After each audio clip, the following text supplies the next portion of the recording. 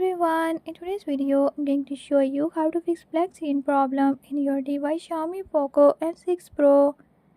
In this video I'm going to show you how to fix this issue. But before we get started, don't forget to hit the subscribe button and ring the notification bell. Make sure to watch complete video and learn I can do it. Let's watch the video.